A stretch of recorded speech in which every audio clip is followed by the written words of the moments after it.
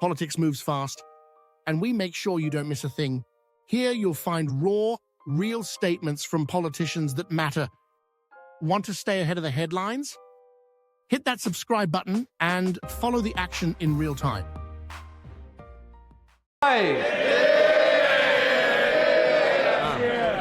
Thank you, Mr. Speaker. Mr. Speaker, it is a pleasure to stand opposite the Right Honourable Lady.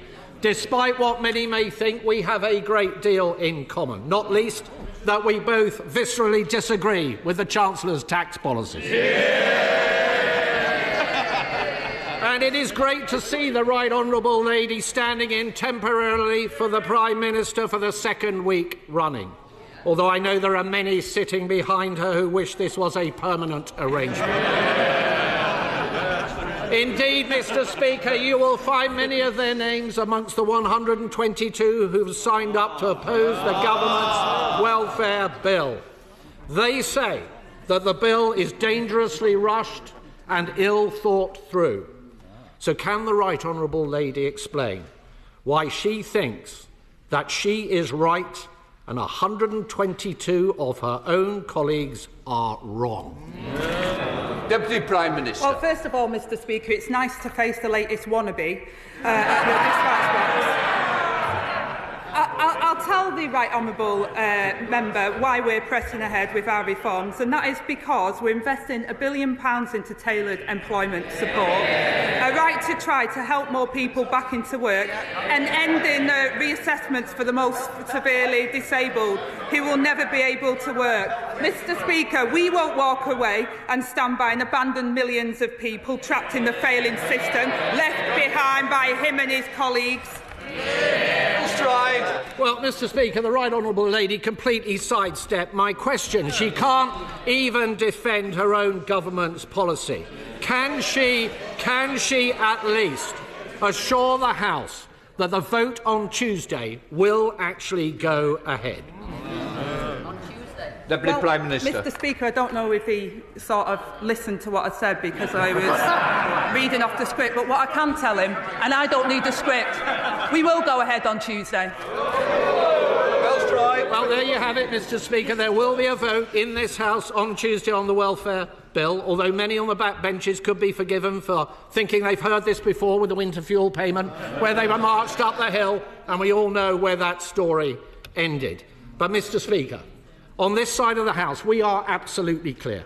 We will help her to get their bill through if they can commit to actually reducing the welfare bill and getting people off benefits and into work.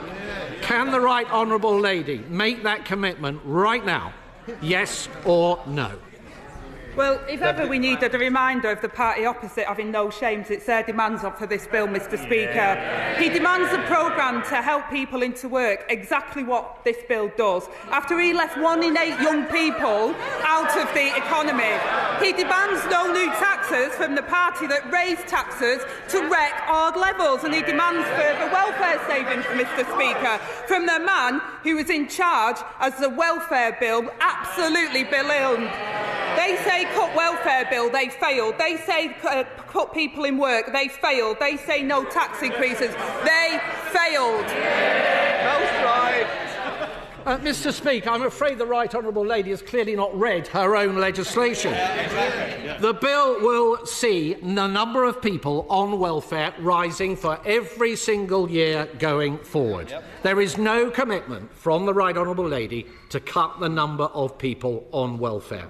And even if they manage to deliver these reforms, almost every respected economist now says tax rises are all but inevitable in the autumn. But after the budget, Mr. Speaker, the Chancellor said, and I quote, "I'm not coming back for more taxes." Mr. Speaker, British businesses have been hit again and again by Labour's economic mismanagement. They are desperate for certainty. So can the Right Honourable Lady give them that certainty now and repeat to the House the Chancellor's promise not to raise taxes at the budget? Deputy Prime Minister. Well, Mr. Speaker, this is a bit rich. Unbelievable. Inflation above 11%. The biggest tax rises by their party. I take no lectures And on this issue in particular, Mr. Speaker, they can't make their minds up. First they said our reforms were taking too long, then they say they were rushed, then their front bench said our measures were too tough, and now they say they need to be tougher. No plan, no idea. I wonder why their party was left in such a mess. Mr. Speaker, the whole House will have heard that the Right Honourable Lady did not repeat the Chancellor's promise not to raise taxes. And Britain's businesses have today been put on notice. Tax rises are coming. Specifically, in her own area, despite Labour's promises to freeze council tax, the IFS says that the spending review will mean the biggest council tax increases in a generation. A £7 billion tax rise. And yet the Chancellor and the Prime Minister have repeatedly claimed that the government will not raise taxes on working people. So can I ask the Right Honourable Lady, why doesn't she think that council tax is paid by working people? Deputy Prime Minister. Again, Mr. Speaker, I think they've got an absolute nerve when council tax rose every single year under their government. In fact, Mr. Speaker, I had to turn down the Tories on the LJ who wanted me to take away the precept to make sure that they could raise taxes above the 5%.